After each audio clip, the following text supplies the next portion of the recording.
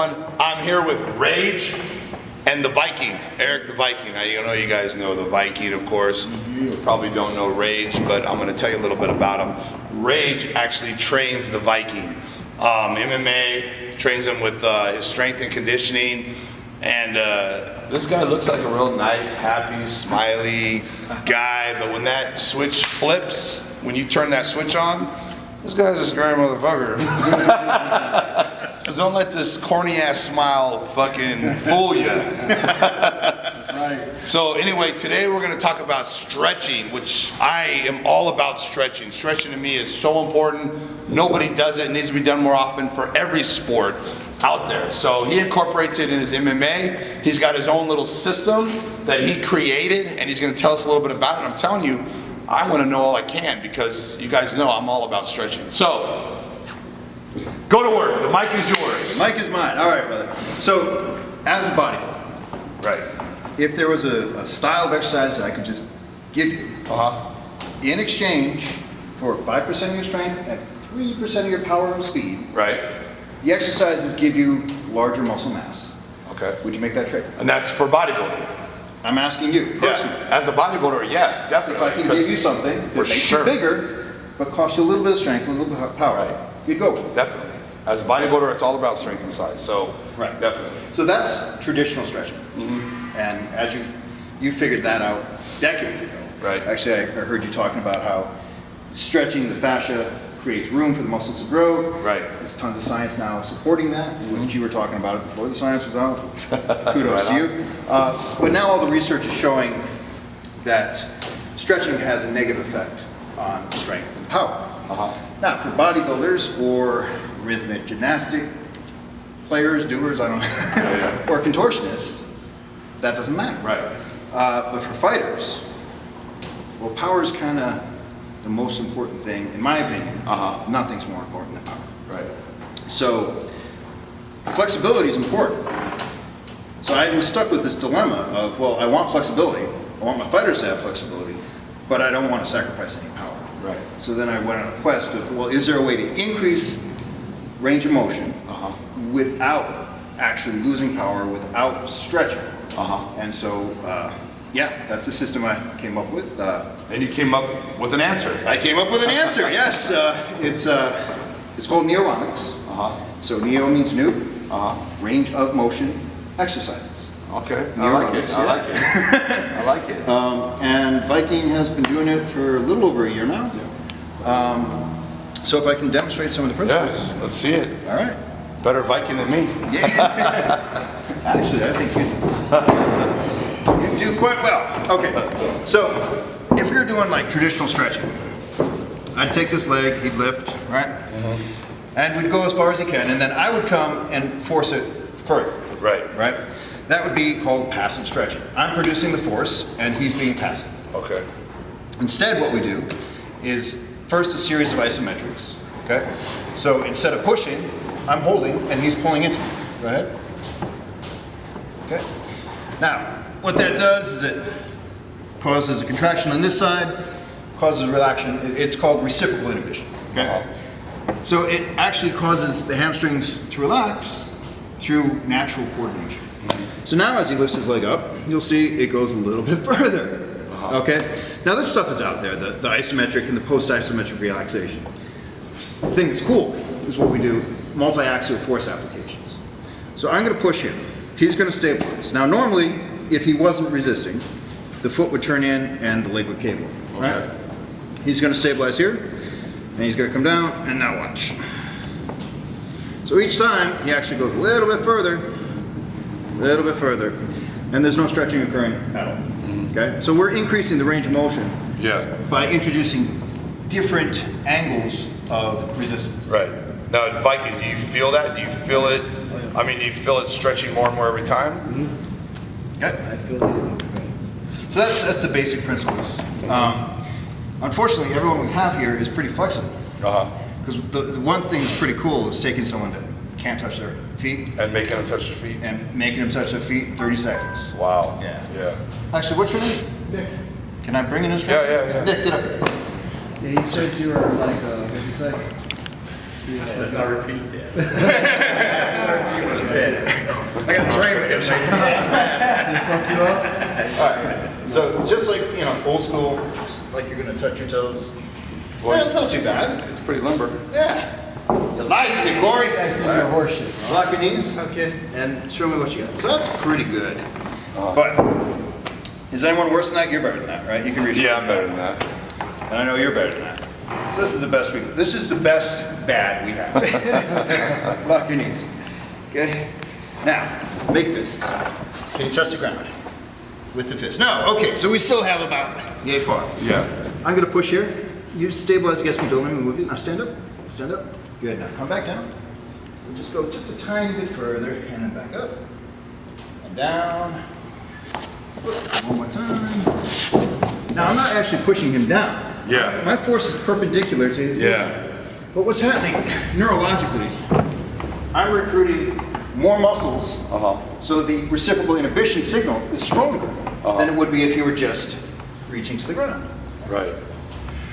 That's crazy. That's fucking unbelievable. Like it's hard for me to even believe what is really happening. To be honest with you. It's a trick, right? Okay, now put your knuckles on the ground. Lock your knees. Put your knuckles on the ground. Ding. Yeah. Wow. Thank you. Thank you. Wow, that's pretty crazy. Right. So if we were to try and do that with traditional old school stretching, it would take 6 weeks. Yeah. Right. And then ripping, injury, repairing. great trick. Right. So when you overstretch, you're damaging the muscle an injury. fibers. That's an and they injury. have to repair themselves and grow back stronger. Yep. And slowly become limber and limber. But but it is damage being done. Yeah. Do you want to, or those are the principles? Yeah. It's pretty amazing. Now we So have. how do people find out more information on this? Hey, we have the entire system, step by step. We have an intro. It's called NeoROMex. It's on my YouTube channel. Okay. And if we can put a link from your channel to my channel, I think that's probably the easiest way. Yeah, definitely. Cool. Yeah. I don't know about you guys, but that's some pretty crazy shit I just saw. It's hard to believe that even just happened, you know, because it happened in seconds as opposed to this would take. So my suggestion is everyone out there, research a little bit and give this shit a try, because what I just saw is amazing. If you can accomplish that in a few minutes, what would take weeks or months. The downside is you do need a partner. Yeah. You got to have a partner, and your partner has to be fairly competent. But Yeah. you know, you have somebody that spots you. Hopefully they're competent too, right? Yeah, exactly. You want tries? Yeah, let's do it. You want me on my back or what? Yeah. This is. Okay. All right. So we'll start with the baseline. Right. Okay. So you're probably quite flexible because I've seen the stuff you do. Yeah. So you're gonna take your ankle or your toes to your ankle or dorsiflex, extend your knee and lift up. Okay. So yeah. See, you're already past 90. Lock the knee. There you go. That's good. So this is going to be our baseline, just below 90 degrees of hip flexion. Okay. So, all right. Lock this other knee. Ooh, nice surgery. Lock. What happened? Yeah, patella tear. Awesome. Okay, so pull it. Yeah, and come. So, all right. Good. So we're about symmetrical. Oh, nice. Actually, a little less range of motion on this leg than this leg, but Okay. that's cool. One more time. Lock, lift. Right leg up. Okay, so first, what you want to do is extend the knee as much as possible. Lock the knee, lock this, and then bring it up slowly. There you go. Now I'm going to hold here and very lightly just pull into my hand. That's too hard. Lighter. There. And relax. So it's light, medium, hard. Right. Next, over here. Lock your knee. Light. Good. And so with the graded intensity isometrics, it's more about consistency, right? So come up, and you want to keep it a constant pull, that way, a moderate intensity now. So Okay. pull. Excellent. Good.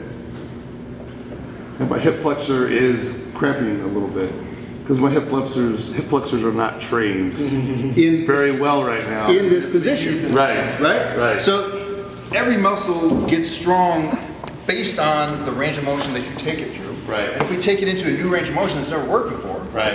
it's not gonna like it, right? Yeah. So positionally, it's weak. And that would be the top of the kick would be that hip flexor muscle right there.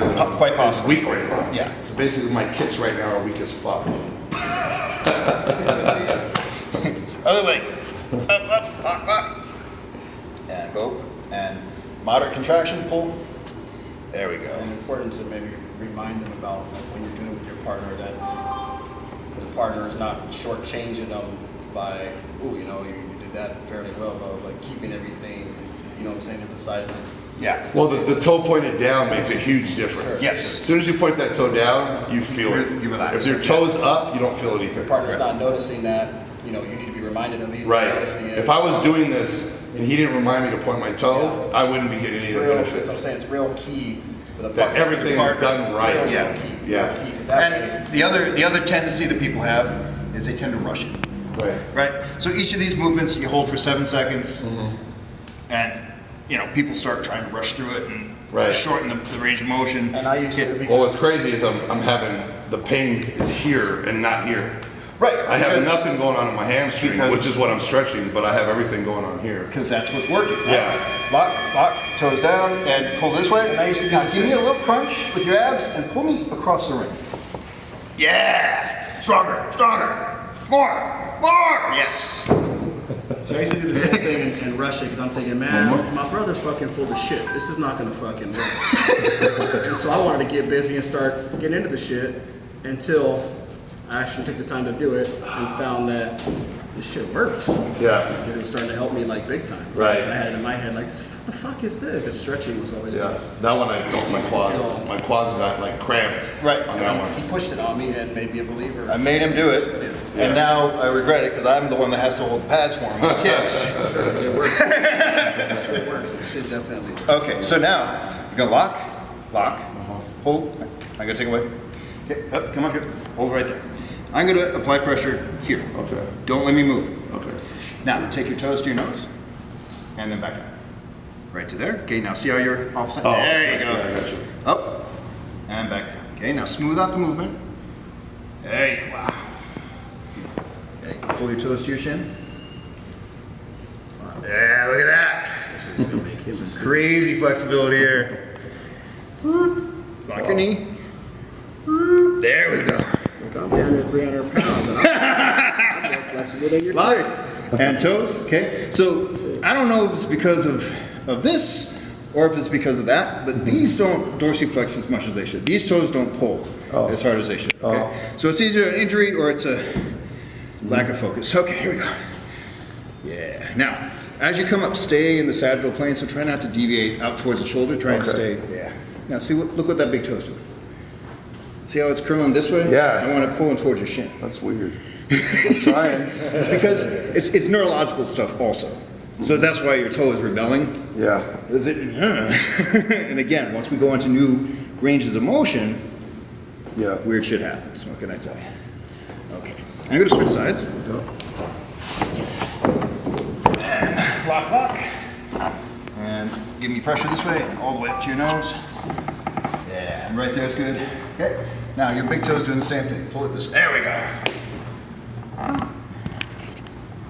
Excellent.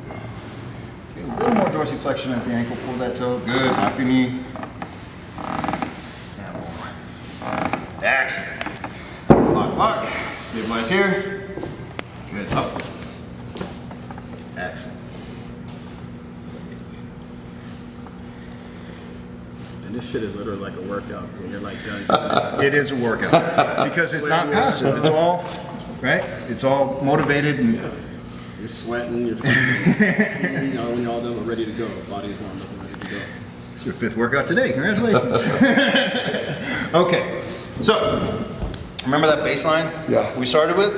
Right when I had you come up here and we were just below 90. Yeah. Right. Now lock, lift. Okay.